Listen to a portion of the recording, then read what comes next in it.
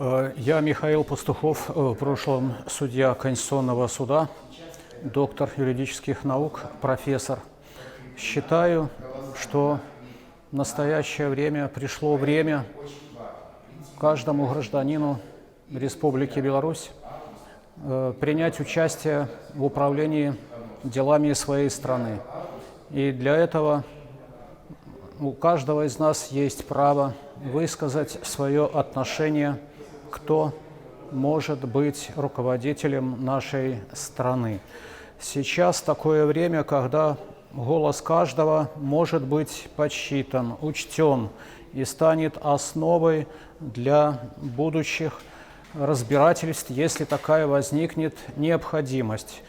Появилась возможность через интернет-ресурсы зафиксировать голос каждого гражданина. Поэтому я считаю, что необходимо принять участие в этих выборах и также защитить свой голос.